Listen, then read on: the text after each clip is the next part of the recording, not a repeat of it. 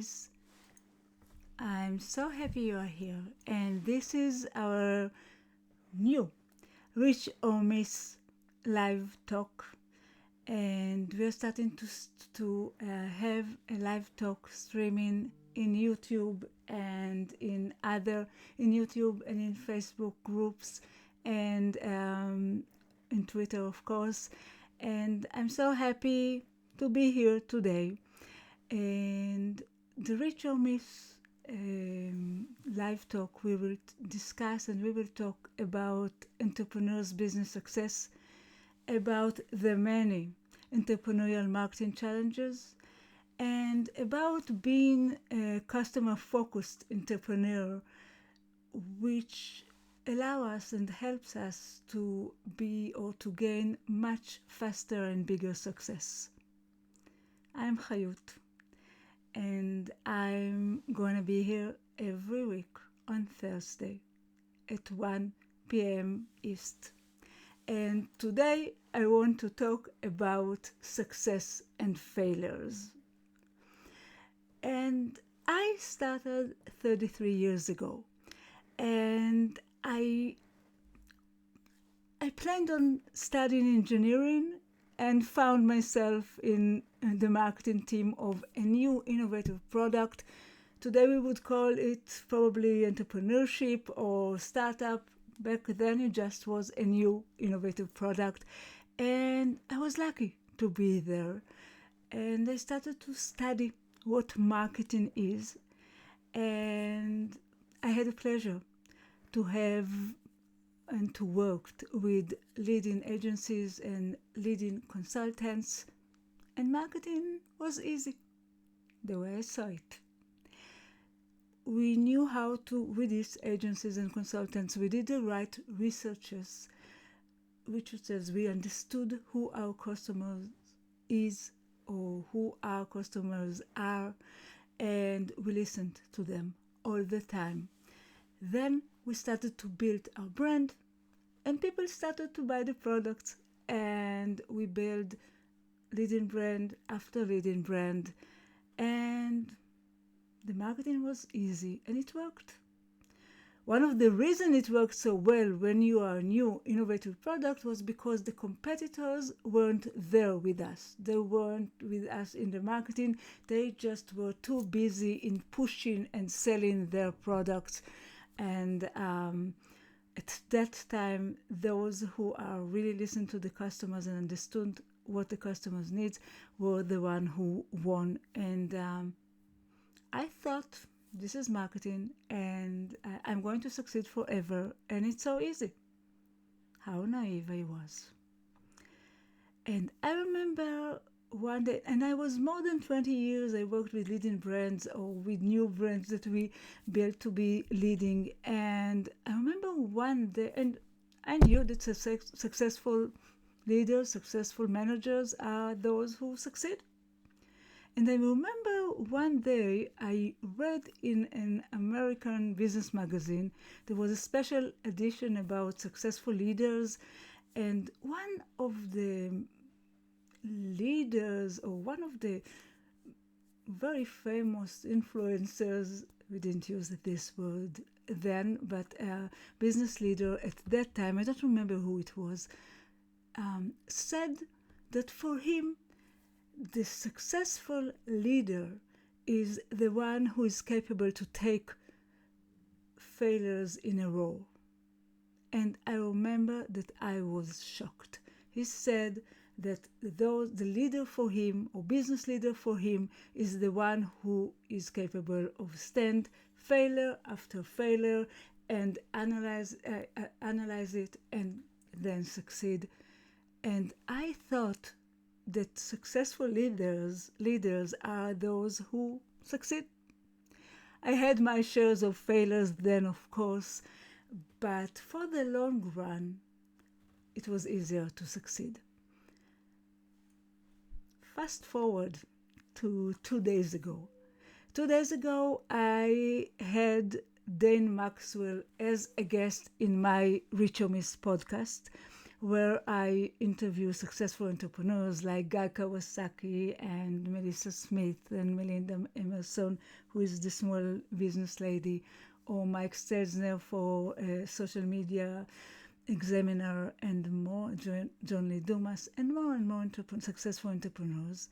I'm interviewing entrepreneurs every week. And on Monday, and on Monday, it was 3 days ago, I had Dan Maxwell. Dan is a young, successful entrepreneur. He's 36. And what amazed me about his story was that Dan said, I started 16 businesses. I failed with 11, and I succeeded with 5. And out of these 5 companies, he made $2 million successful companies. And today he's working with entrepreneurs, helping them to be millionaires. That's the way he presents it. But I thought about it, how easy it is today to fail. And it's also easy to succeed. We'll talk about it. But it's so easy to fail. And the reason there are 2 reasons why it's so easy to fail today. One reason is because we are changing habits all the time. I remember when I just started to work with entrepreneurs 12 years ago, and I worked with more than 120 entrepreneurs, helping them to start their business from scratch and build it for a success. I remember when I started to work with entrepreneurs, their biggest competitor wasn't another startup or another entrepreneurship. It was the fact that people weren't ready to change their habit. So once they brought the new innovative product, the problem was that people didn't want to change habit, didn't want to try something new. Today, we are changing habits every half a minute. We are changing habits all the time. And that's why it's much easier to fail, because we can't build something on what we knew while the habit has changed already. The other reason that it's much easier to fail today is that there are so many services, there are so many new products on one hand, and on the other hand, there are so many channels and routes to talk with the customer. I want today, once we are talking about success and failures, I want to share a tip with you about how to find the right customer, because the issue is that most entrepreneurs say they failed because there wasn't a market need. This is the very famous research that called postmortem. It's done by CB Insight. I love this research, and they are interviewing entrepreneurs that failed. And the number one reason entrepreneurs said they failed for is no market need. And I'm telling you that the issue is not that there wasn't a market need, because from the 120 entrepreneurs we worked with and made a research in the market, for more than 110 there was a market need, big or small, but there was a market need. The reason that entrepreneurs said they failed because there wasn't a market need was that they talked to the customers they thought gonna buy their products, and those customers didn't buy. But the secret here that we are not going and trying to convince customers to buy our products. We are going first to find those customers that are most willing to buy our products and ready to buy it now. So we are going to look for the biggest opportunity for us in the market. When I asked Dan Maxwell, that I just talked about, when I asked him about his biggest failure, he said that his biggest failure was a year ago. It was his last failure. And when I asked him why he failed or what he failed for, two things. How to know who are the customer that we should focus on now, who is already ready to buy our products, and how to ask questions that will really bring us the answer that we are looking for. Because what's happening, every entrepreneur tell me and his investors and himself, they talked with so many customers and new customers, potential customers, and everyone told them that they are going to use their service or product. And the reason that people are telling them that they are going to use the product is because they can't know. Okay? We can't know to tell whether we're going to do something or not. We are not in the situation. Okay? So we have to find out based on things that people are doing or looking for. So there are two stages in order to find the right customers that we want to approach at a given time. And we want to approach those people that are suffering most of the problem that our product or service is solving. But it's not only that. We don't want to approach those that are concerned about it or suffering from it, but also suffering from other things. And they know that they are going to take care of the problem that we are solving, but they are not ready to take the care now. They are not ready to buy our product or service now. The other group that suffering from the problem that our product or service solve, but we don't want to approach, those that really have the biggest pain. Because usually those that have the biggest pain are not ready to take the risk and work with some new product which they are not familiar with, or some new service provider which they feel they can't trust yet. Who should we focus on? Who is our potential customers at the first stages? These are those who are looking to solve the problem right now. Those who are active either on social media or in sites like Quora or like answer.com or yahooanswers.com. Those people that really looking right now to solve the problem. Those people that are concerned about the problem right now. And we will see them in social media. We can ask our friends if they know people that looking for that, because all we want to speak with a few people. We don't want to sell them anything. We want to speak with them to understand what exactly do they need, to understand what phrases do they use, because we want to offer our product to the people that really need it most, but we want to offer it and to talk with a language that will attract them to us and will let them feel that we have an answer and a solution for them. Okay, so I'm trying to speak, and I recommend to speak with 8 to 10 people that are suffering from the problem we are solving and looking for an answer now, and for to find a solution right now, in order to find more and to listen more and find more about what they are looking for. And once we found them, we want to talk and to ask these people to talk with us for 10 minutes Skype call. And most of the people will tell you, yes, I'm willing to help. If you will come to people that are really concerned about the problem and will tell them, I'm an entrepreneur, I have a new service or product for you, and I want to ask you a few problems to find out whether or whether there is a need for my product or service, and what exactly do you need, most of them will be willing to talk with you for 10 minutes.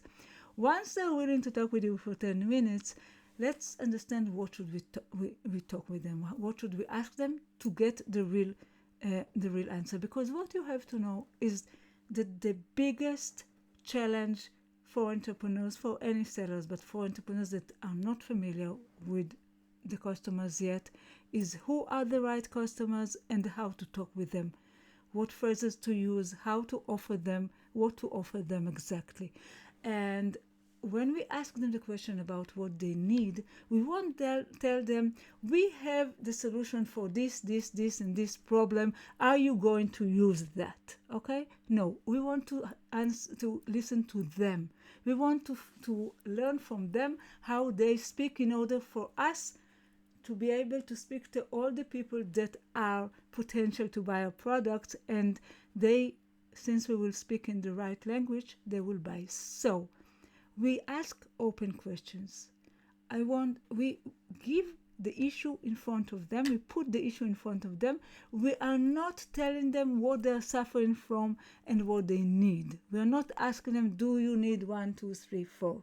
We want to hear how they talk. What we will do, when I'm talking about open questions, I want to give you an example. Let's say I'm a great talent in taking fantastic photos with my mobile phone, which I'm not. But let's say I am. And I prepared a great service. It can be either an online course or mentoring or a live classes that I'm offering people to come and learn how to take excellent photos, or it can be a product. I can ask programmers to help me to prepare an app, or it can be a program. And now I want to ask people questions about what they exactly need in order to take good photos, and what is their real pain. In order for me, when I will talk to these customers in the right language, they will come to me.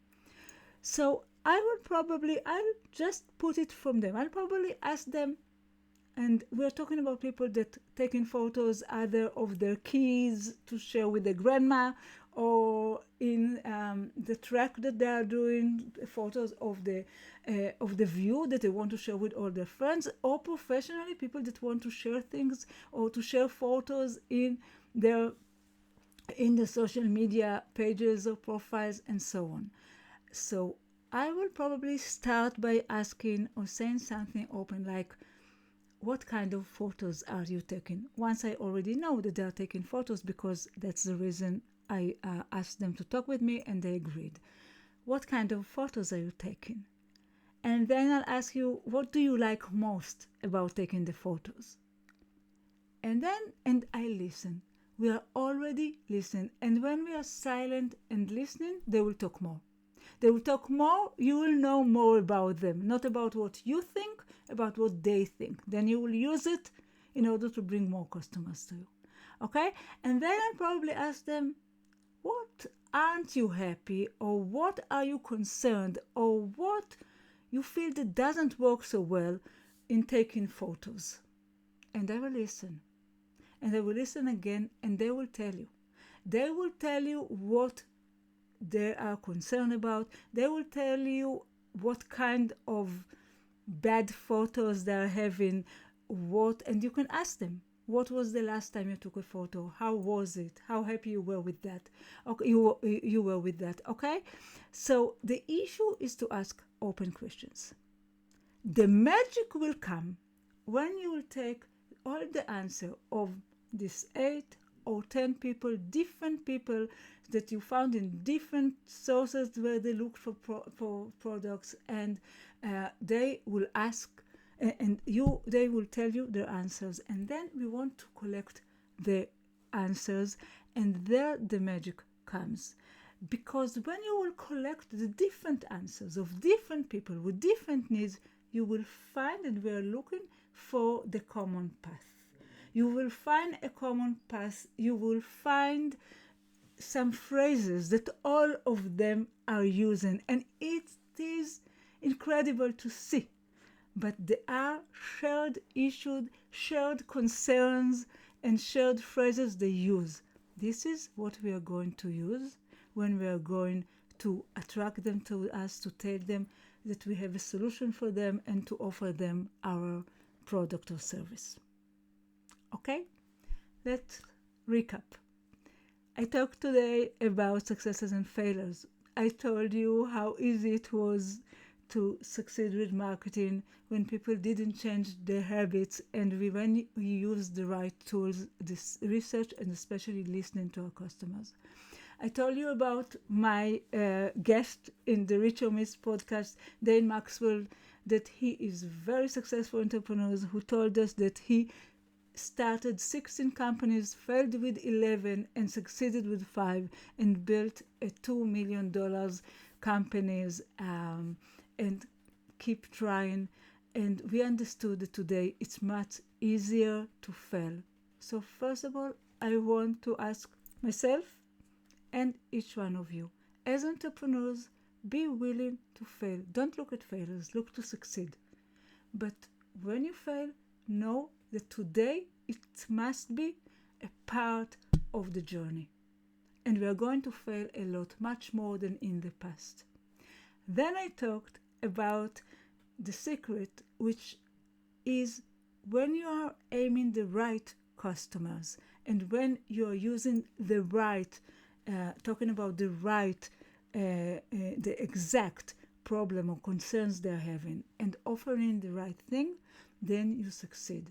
And the way to do that is to find these people that are most likely to buy your products because they are looking for a solution right now, to find them, to talk with them, and to ask them open questions so we will hear how they describe the pain and what they need. I'll be very happy to answer any question if one of you have a question. And you can just drop it. Hi, Balzan Igran, so great to have you here. I didn't see Mike Oxmall yet, but do you have any question? Where are you from? Does anyone have a question about success and failures and how to find the right customers? I'll be very happy if you will leave me any question that we have or any comment about this new live talk that we have, the Rich or Miss live talk. I'm going to be here every Thursday at 1 p.m. Eastern Time, and I would love to have your comments either on our richormiss.com site or at any of my my social media or social media pages, our social media pages, or the YouTube channel. And until the next time, bye bye. Thank you for being here. Bye.